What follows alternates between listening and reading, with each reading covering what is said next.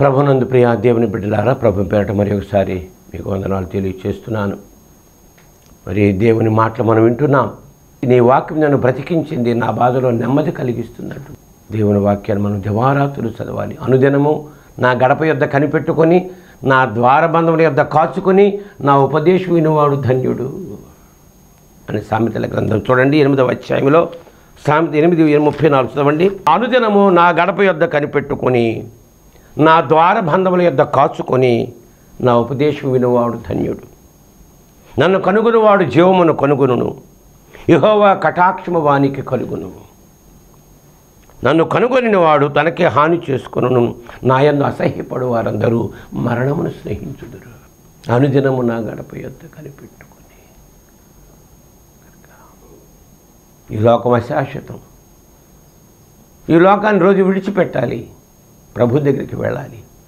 ప్రభు దగ్గరికి వెళ్ళాలంటే ఈ వాక్యాన్ని మనం ధ్యానించాలి, నేర్చుకోవాలి, తెలుసుకోవాలి. యేసయ్య అన్నాడు, నా యొద్దకు వచ్చి నేర్చుకొనుడి. జీవితం అంతా నేర్చుకోవటమే. నా ప్రియ సహోదరి సహోదరులారా, అనుదినము దివారాత్రులు కనుక ఎంత విలువగా లేకపోతే మరి భక్తులు ఇటువంటి చక్కని మాటలు జ్ఞాపకించారు. ఇటువంటి సొలొమోను మహాజ్ఞాని ఈ బైబిల్ గ్రంథంలో 3 పుస్తకాలు రాశాడు. 1 సామెతల గ్రంథము, 2 ప్రసంగి గ్రంథము, 3 పరమగీత గ్రంథము. ఈ 3 గ్రంథాలు ఇవి ఇశ్రాయేలుకు చాలా పవిత్రమైన గ్రంథాలు. పరమగీతం అనేది అది పరమగీతం, ద సాంగ్ ఆఫ్ సాలమన్ అన్నాడు. పరమగీతం. ఈ గీతాలు నేర్చుకోవాలి, గీతాలు పాడాలి. కనుక ఈ పరమగీత గ్రంథంలో ఒక మాట జ్ఞాపకం చేస్తాను. 4వ అధ్యాయంలో 2వ వచనంలో చక్కని మాట. సొలొమోను గురించి చెప్పాలంటే ఎన్నో విషయాలు. దేవుడు మహాజ్ఞానాన్ని బిడ్డకి ఇచ్చాడు. నీ పలువరస కత్తెర వేయబడినవియు కడగబడి అప్పుడే పైకి వచ్చినవియునై జోడు జోడు పిల్లలు కలిగి ఒకదానినైనను పోగొట్టుకొనక సుఖముగా ఉన్న గొర్రెల కదుపులను పోలి ఉన్నది అని ఒక చక్కని మాట రాశాడు. ఈ పరమగీతం అనేవి కావ్య గ్రంథాలు. బైబిల్ గ్రంథంలో పాత నిబంధన, క్రొత్త నిబంధన. పాత నిబంధనలో 39 పుస్తకాలు, క్రొత్త నిబంధన 27, మొత్తం 66 పుస్తకాలు. పాత నిబంధనలో ధర్మశాస్త్ర గ్రంథాలు 5: ఆదికాండము, నిర్గమాకాండము, లేవియాకాండము, సంఖ్యాకాండము, ద్వితీయోపదేశకాండము. ధర్మశాస్త్ర గ్రంథాలు 5. తర్వాత చరిత్ర గ్రంథాలు 12: యెహోషువ, న్యాయాధిపతులు, రూతు, 2 సమూయేలు, 2 రాజులు, 2 దినవృత్తాంతాలు, ఎజ్రా, నెహెమ్యా, ఎస్తేరు. వీటి చరిత్ర గ్రంథాలు అంటారు 12. ఆ ధర్మశాస్త్ర గ్రంథాలు 5, చరిత్ర గ్రంథాలు 12. తర్వాత కావ్య గ్రంథాలు 5: యోబు, కీర్తనలు, సామెతలు, ప్రసంగి, పరమగీతం. ఈ కావ్య గ్రంథాలు. తర్వాత ఇంకా పెద్ద ప్రవక్తల గ్రంథాలు 5: యెషయా, ఇర్మియా, విలాప వాక్యాలు, యెహెజ్కేలు, దానియేలు. చిన్న ప్రవక్తల గ్రంథాలు 12: హోషియా, యోవేలు, ఆమోసు, ఓబద్య, యోనా, మీకా, నహూము, హబక్కుకు, జఫన్యా, హగ్గై, జకర్యా, మలాకి. 3 5 15, 12 24, 15 24 39 పుస్తకాలు. కనుక ఈ పరమగీత గ్రంథము ఇది ఒక కావ్యము, కావ్య గ్రంథము.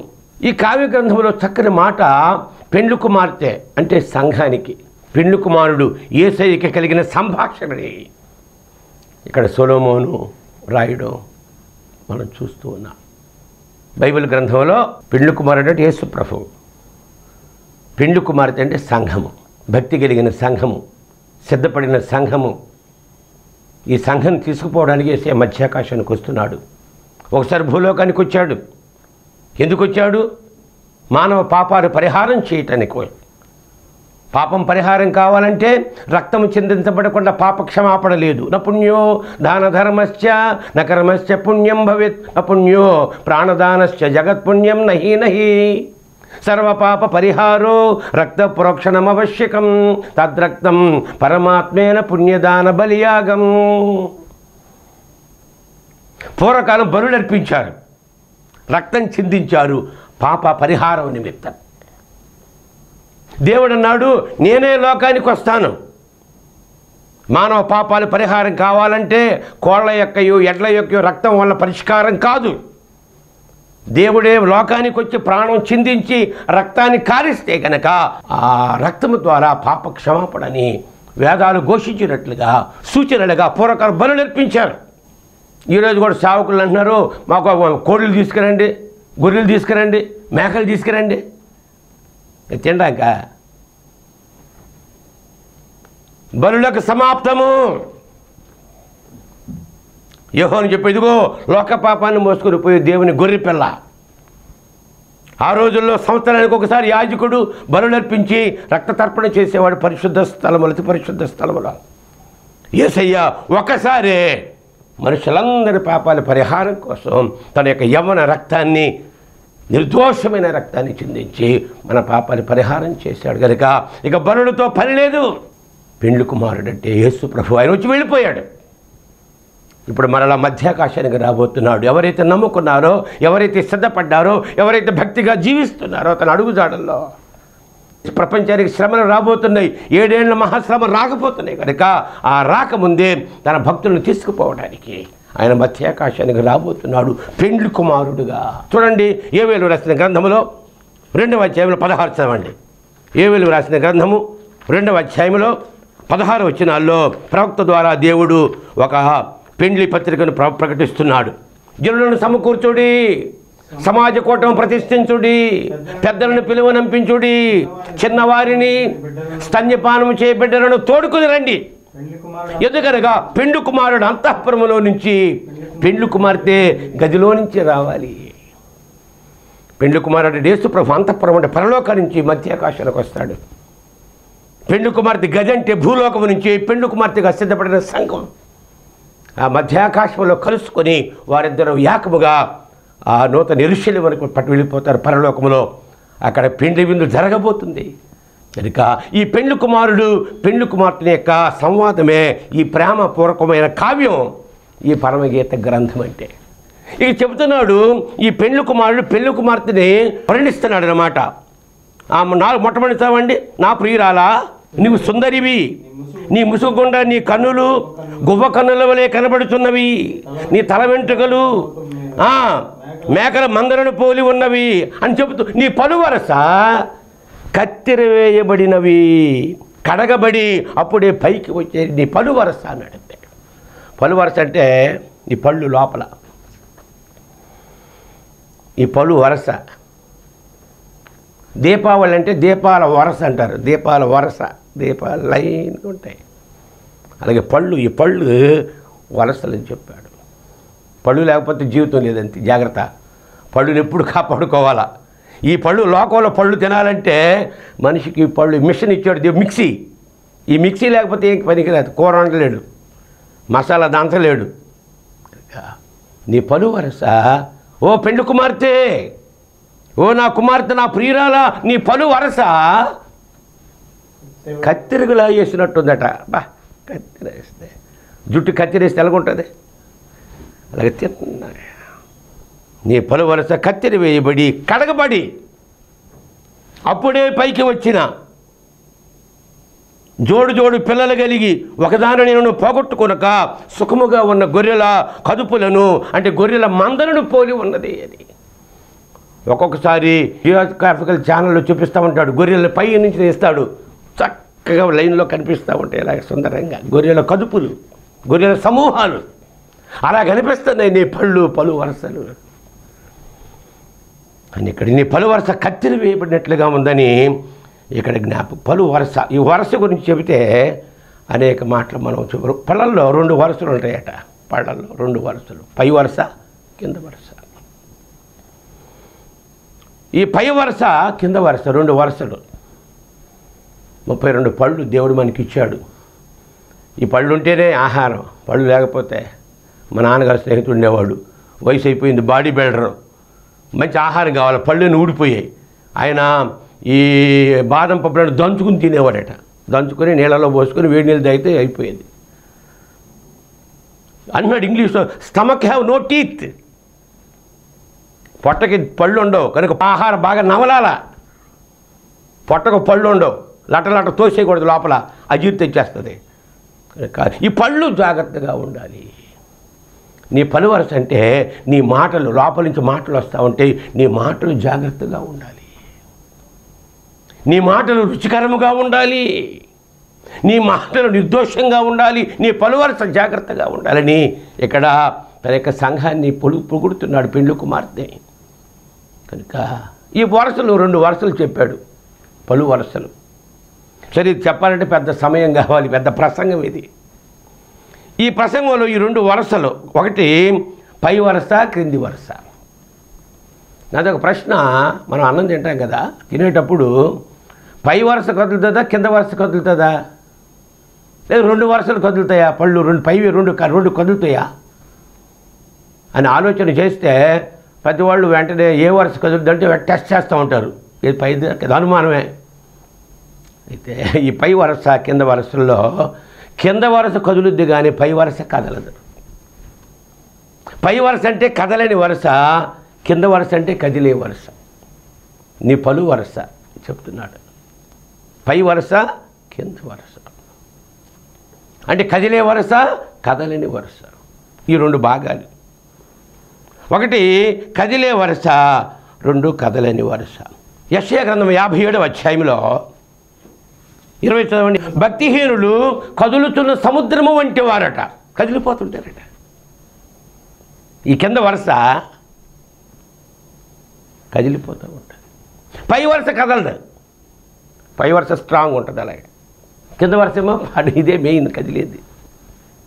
భక్తిహీనులు కదులుతున్న సముద్రము వంటి వారు, అది నింపనేరదు, దాని జలమును బురదను మైలును పైకి వేయును, దుస్తులకు నెమ్మది ఉండదని నా దేవుడి సెలవు. భక్తిహీనుడు కదులుతున్న సముద్రం లాంటి వాడని ఇక్కడ జ్ఞాపకం చేస్తూ. కనుక నా ప్రియ సహోదరులారా, ఈ సందర్భంగా అనేక విషయాలు ఈ బైబిల్లో మనం జ్ఞాపకం చేసుకుంటాం. కానీ ఒక విషయాన్ని మనం జ్ఞాపకం చేసుకోవాలి. యోహాను సువార్త 8వ అధ్యాయంలో 23 చదవండి. యోహాను సువార్త 8వ అధ్యాయంలో 23వ వచనంలో ఏం చెప్పాడు యేసయ్య? మీరు క్రింది వారు, నేను పైనుండేవాడిని, నేను ఈ లోక సంబంధుడు కానన్నాడు. అప్పుడు ఆయన మీరు క్రింది వారు, నేను పైనుండేవాడిని. మీరు ఈ లోక సంబంధులు, నేను ఈ లోక సంబంధిని కాదు, నేను పరలోక సంబంధిని. పరలోక పైన ఉంటుంది. నేను పై వరుస, మీరేమో కింది వరుస. మీరు కదిలే వరుస, నాది కదలని వరుస. అది ఇక్కడ యేసయ్య జ్ఞాపకం చేస్తున్నట్లుగా మనం చూస్తున్నాం. లూకాసు వార్త 7వ అధ్యాయంలో 18 కొన్ని మాటలు జ్ఞాపకం చేసి ముగిస్తాను. నేనా యోహాను శిష్యుడు ఈ సంగతులన్నీ అతనికి తెలియజేసేది. యేసయ్య ఏం చేస్తున్నాడు? అద్భుతాలు మహత్కార్యాలు చేసుకుంటూ పోతున్నాడు. యోహాను దగ్గరికి వెళ్ళిపోయారు. అయ్యా ఇలా జరుగుతుందని చెప్పారు యోహాను భక్తుడికి. యోహాను యేసయ్య కంటే 6 మాసాల ముందు పుట్టినవాడు. యేసయ్య గురించి మార్గం సరళం దేవుడు పంపించాడు. అతను వరపుత్రుడు యోహాను. అతని వంటి వాడు స్త్రీలు కనేవాడు, అతని వంటి వాళ్ళు లేడన్నాడు యేసయ్యే.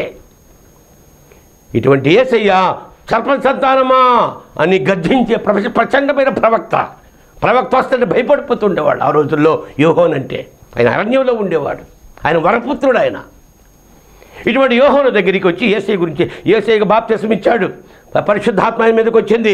అప్పుడే యేసయ్యని పరిచయం చేశాడు లోకానికి. ఇదిగో లోక పాపాన్ని మోసుకుని పోయే దేవుని గొర్రెపిల్లని ప్రపంచానికి పరిచయం చేశాడు యేసయ్యని, దేవుని కుమారుడిని. ఆయన యోహాను బాప్తిసం ఇచ్చి యోహాను ఆయన శిష్యులు వచ్చి చెప్పారు ఆయన కార్యక్రమాలా తెలియజేసేది.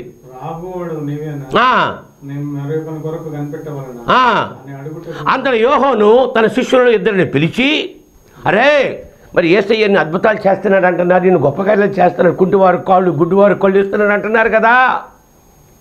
మరి నేను అప్పటికి యోహాను చెరసాలలో పడేశారు. హేరోదు అరెస్ట్ చేసేసాడు లోపల. హేరోదు కంటే భయం యోహాను అంటే. ఏయ్ హేరోదు, నువ్వు తప్పు చేస్తున్నావు అని గద్దించినవాడు, రాజులను గద్దించినవాడు, సర్పసంతానం ప్రజలను మార్పు చేయించినవాడు, బాప్తిసం ఇచ్చాడు ఆ రోజుల్లో. ఇటువంటి యోహాను చెరలో ఉన్నాడు. మరి దేవుడు వస్తాడు, దేవుని కుమారుడు వస్తాడు, చెరలో ఉన్న వారికి విడుదల కలిగిస్తాడు, కుంటివారు కాళ్ళు ఇస్తాడు, గుడ్డివారు కళ్ళు ఇస్తాడు అని యెషయా ప్రవచించాడు. ఈ ప్రవచనాన్ని జ్ఞాపకం చేసుకుని అనుమానం వచ్చి దేశ ప్రభు గురించి శిష్యులిద్దరిని పిలిచాడు. పంపించాడు. యేసు దగ్గర ఏమని అడగమన్నాడు చూడండి. అందులో యోహాను తన శిష్యుడిని పిలిచి, రాబోవాడు నీవేనా? మేము మరి ఒకరి కొరకు కనిపెట్టవలెనా అని అడుగుటకు ప్రభువుని వద్దకు పంపించాడు. చూడండి, లోకపాపాన్ని మోసుకుని పోయే దేవుని గొర్రెపిల్ల అని మీకు పరిచయం చేసినాడు. నీ ఎలా పరిచయం చేస్తే నీకు ఎలా తెలిసిందంటే, నన్ను పంపించిన వాడు ఎవడైతే నీ దగ్గరికి వచ్చి బాప్తిస్మం తీసుకుంటాడో, నువ్వు బాప్తిస్మం ఇస్తావో, అతని మీద పవరము దేవుని ఆత్మలో దిగి వస్తుందో అతడే దేవుని కుమారుడయ్యా, అతని గురించి నువ్వు ప్రకటించాలని చూసి చెప్పినవాడు. యోహాను అంటున్నాడు, రాబోవాడు నీవేనా? మేము వేరే వారి కోసం నీకు ఎదురు చూడాలా అడగమని చెప్తున్నాడా? రాబోవాడు నీవేనా? మేము మరి ఒకరి కొరకు కనిపెట్టవలెనా అని అడుగుటకు యోహాను నీ యొద్దకు పంపినని చెప్పిరి. ఆ గడియలోనే ఆయన రోగములను, బాధలను, అపవిత్రాత్మలు గల అనేకులను స్వస్థపరిచి చాలా మంది గుడ్డివారికి చూపు దయచేశాను. వాళ్ళు వచ్చేసారు. అప్పుడు అద్భుతాలు చేయడం మొదలుపెట్టాడా? మీరు వెళ్ళి కన్నవాటిని, విన్నవాటిని యోహానుకు తెలుపుడి. గుడ్డివారు చూపు పొందుతున్నారు, కుంటివారు నడుచుతున్నారు, కుష్ఠరోగులు శుద్ధమవుతున్నారు, చెవిటి వారు వినుతున్నారు, చనిపోయిన వారు లేపబడుతున్నారు, పేదలకు సువార్త ప్రకటించబడుతున్నది అని. ఈ మాట కూడా చెప్పండిరా, నా విషయమై అభ్యంతర పడని వాడు. ఇప్పుడు యోహాను ఏం కబురు పెట్టాడు? రాబోయేవాడు నీవేనా? నీ వెనక ఇంకొకడు వస్తున్నారా? దానికి ఆన్సర్ చెప్పాడు యేసయ్య, నా విషయమై అభ్యంతర పడని వాడు ధన్యుడు. తర్వాత యోహాను దూతలు వెళ్ళిన తర్వాత వాడు వచ్చారు, వాడు చూశారు. వెళ్ళిపోయి చెప్పండి రా బాబు, ఒక విషయం చెప్పండి, నా విషయం అభ్యంతరం ఎవడు పడడో వాడు ధన్యుడు. మీ గురువు అభ్యంతర పడుతున్నాడు. యోహాను అనుమానం జబ్బు వచ్చేసింది మీ యోహానికి. అంటే ఎందుకు యోహానికి అనుమానం వచ్చిందంటే, గుడ్డివారు చూపు పొందుతారు, చెవిటి వారు వింటారు, చెరసాలలో ఉన్నవారు బయటికి తీసి వస్తారని చెప్పాడు ఒక ప్రవచనం యెషయా గ్రంథంలో. మరి ఈయన చెరసాలలో ఉన్నాడు, ఆయన అసలైన చెరసాలు విడిపించాలి కదా. అందుకని యోహానికి అనుమానం వచ్చేసి, రాబోయేవాడు నీవేనా, ఇంకొకరి కోసం చూడాలని కబురు పెట్టాడు. యేసయ్య అన్నాడు, నా విషయం అభ్యంతర పడనివాడు ధన్యుడు అని చెప్పాడు. తర్వాత వీళ్ళు వెళ్ళిపోయారు శిష్యులు. అప్పుడు యేసయ్య ఉన్నవారితో మాట్లాడుతున్నాడు. ఏమన్నా? ఆ యోహాను దూతలు వెళ్ళిన తర్వాత జనసమూహంతో ఇలా చెప్పసాగాను, మీరేమి చూచిన కారణం మనకు వెళ్ళి తిరిగి గాలికి కదులుతున్న రెల్లునా అన్నాడు. యోహాను కదిలే రెల్లు అట. రెల్లుగడ్డి ఎప్పుడు ఇలాగ కదులుతూ ఉంటుంది రెల్లుగడ్డి. ఏమన్నాడు? మీరు అరణ్యానికి దేన్ని చూడడానికి వెళ్ళారు? గాలికి కదులుతున్న రెల్లునా. మీరేమి చూడ వెళ్ళి తిరిగి సన్నపునార బట్టలు ధరించుకుని వారినా,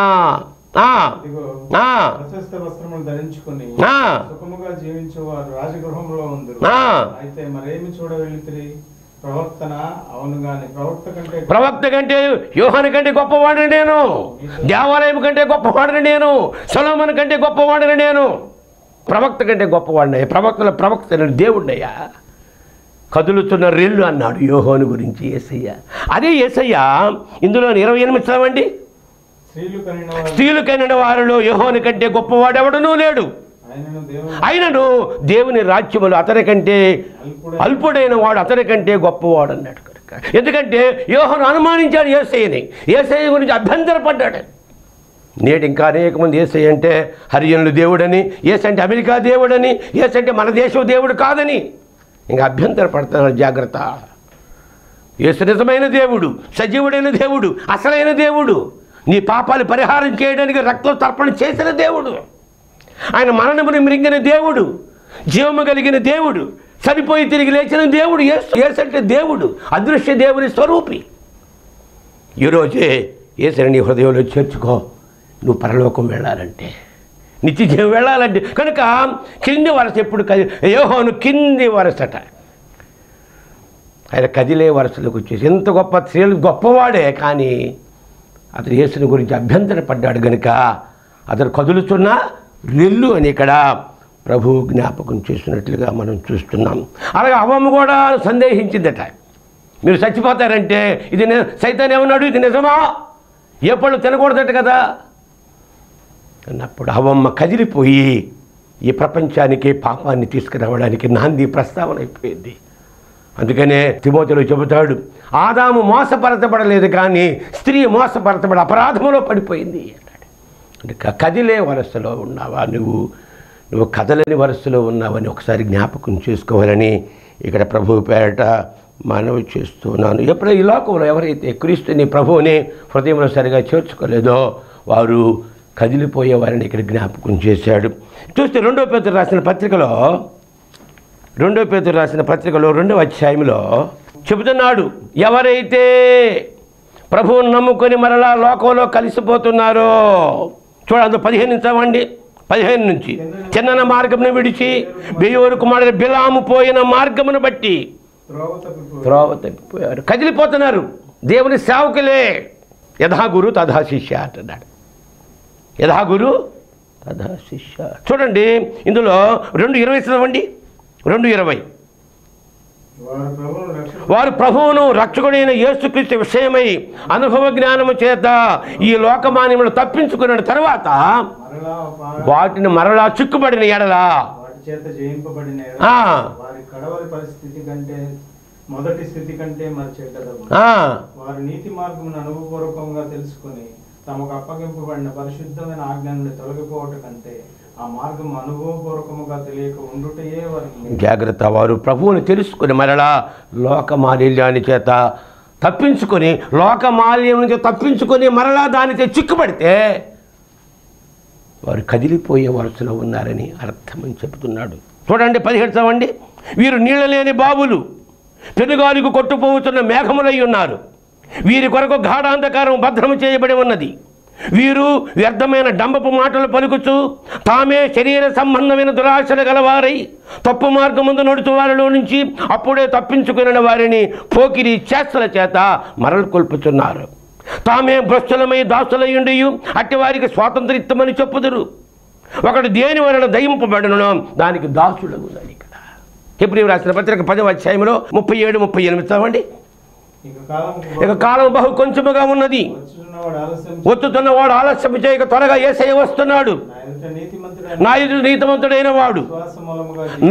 నీతిమంతుడైన వాడు విశ్వాసము వలన జీవించును గాని అతను వెనక తీసిన ఎడలా. చాలామంది సేవ చేస్తున్నారు, ఇప్పుడు మళ్ళీ వెనక్కి వెళ్ళిపోతున్నారు. ఇక్కడ ఏమో డబ్బులు వస్తాయండి, వ్యాపారం చేసుకుంటే, వ్యవసాయం చేసుకుంటే, ఇంకేదైనా చేసుకుంటున్నారు, డబ్బులు వస్తాయి. మా నాన్నగారు 70 సంవత్సరాలు సేవ చేశాడు, సేవకు అంకితం చేసుకున్నాడు. 70 సంవత్సరాల ప్రభువుతో నమ్మకంగా పనిచేశాడు. నా ఎదుట నీతిమంతుడైన వాడు విశ్వాస మూలముగా జీవించును కానీ అతడు వెనక తీసిన ఎడలా నాతో సంతోషం. తర్వాత అయితే మనము నశించుటకు వెనక తీయకూడదు కానీ నీ ఆత్మను రక్షించుకున్నటకు విశ్వాసం. లోకాసువార్త 9:22 చదవండి. నీతిమంతుని విశ్వాస మూలముగా జీవించును. మా నాన్నగారు అన్న డబ్బులు ఎవరిని అడగొద్దు అని చెప్పాడు. మా నాన్న డబ్బులు ఎవరిని అడగొద్దు, నువ్వు దేవుని పని చేయి, నీ అవసరాలు తీరుస్తాడు దేవుడు, నీకేం కావాలో ఇస్తాడు. ఆ మాట మీదే మరి దాదాపు 15 సంవత్సరాల ఆశ్రమాన్ని ప్రారంభించి ఇక్కడ నా ప్రియ సహోదరులారా కింద వరుస గురించి జ్ఞాపకం. ఈ పలు వరుస, కింద వరుస. నేను పైన, మీరు కింది వారు, నేను పైన ఉండేవాడిని ప్రభువు చెప్తున్నాడు. మీరు పైకి రావాలంటే మీ వరుస మార్చుకోవాలి, మీ లైన్ మార్చుకోవాలి. 9:22 నాగటి మీద చేయబెట్టి వెనుక తట్టు తిరుగువాడు నాగటిపై చేయి వేసి వెనక తిరిగేవాడు దేవుని రాజ్యానికి పాత్రుడు కాడని. యేసు ప్రభువుని నమ్ముకుంటారు, శ్రమ రాగానే, ఇరుకు రాగానే, ఆర్థిక ఇబ్బందులకు విడిచిపెట్టేస్తారు. యేసయ్య శిష్యులు శ్రమ రాగానే విడిచిపెట్టి వెళ్ళిపోయారంతే. యేసయ్యని వాళ్ళు కదిలిపోతున్నారంతే. భక్తిహీనుడు కదిలిపోతారు, భక్తి లేని జీవితం లేని వాళ్ళు కదిలిపోతారు, మారిపోతారని ఇక్కడ జ్ఞాపకం. నీ పలు వరుస అంటే వరుస 2, 1 కదిలే వరుస, 2 కదలని వరుస. యోహోను కదిలిన వరుసలో ఇక్కడ జ్ఞాపకం చేస్తున్నాడు. కనుక నీ జీవితంలో ఎలాగున్నావు? నువ్వు కదిలేవాడిగా ఉన్నావా, స్థిరమైన వాడిగా ఉన్నావా అని ఇక్కడ అనేక విషయాలు జ్ఞాపకం చేస్తూ, నా ప్రియ సహోదరి సహోదరులారా, యోబుకి శ్రమ వచ్చింది, ఇరుకొచ్చింది, ఇబ్బంది, కదలకుండా దేవుడిచ్చాడు, దేవుడు తీసుకున్నాడు. అతని వంటి వాడు భూమి మీద లేడని దేవుడు సాక్ష్యం చెప్పాడు. కనుక ఈ సమయంలో నా ప్రియ సహోదరి సహోదరులారా మనం ఎన్ని వచ్చినా సరే మనం కదలకుండా స్థిరముగా ఉండాలని యేసు ప్రభు ఆశిస్తున్నాడు. దేవుని విడిచిపెట్టేవాడు కదిలిపోయేవాడు, లోకం కోసం వెళ్ళేవాడు శరీరాశ, నేత్రాశ, జీవపడ్డంబం. ఈ లోకానికి పరిగెడుతున్నావా? దేవుని బిడ్డగా జీవించాలి, విశ్వాస వీరుల చరిత్రలో నీ పేరు ఉండాలంటే ఈ కదిలే జీవితాన్ని, అస్థిరమైన జీవితాన్ని నువ్వు మార్చుకోవాలని ప్రభువు పేరిట మనవి చేస్తున్నాను. మమ్మల్ని మిక్కిలిగా ప్రేమించిన మా పరలోకపు తండ్రి యేసయ్యానికి స్తోత్రాలు చెల్లిస్తున్నాను. నా సహోదరి, నా ప్రియురారా, నీ పలువరస కత్తెర వేయబడినట్లుగా ఉందని జ్ఞాపకం చేశావు. కత్తెరలో 2 కత్తులు ఉంటాయి, అలాగే పలువరస 2 వరసలు ఉంటాయి. ప్రభువానికి స్తోత్రాలు. మీరు నేను పైవాడను, మీరు కింద వాడనున్నావు ప్రభువా. మీ కింద ఇంకా అలాగే ఉన్నాం, కానీ ప్రభువా మాలో స్థిరత్వం లేదు, మాలో బలం లేదు, మాలో శక్తి లేదు. ఈ కదిలే వరస నుంచి ప్రభువా కదలేని వరస, స్థిరమైన వరసగా నడిపించమని యేసయ్య శక్తి కలిగిన నామమును వేడుకొనుచున్నాను తండ్రి.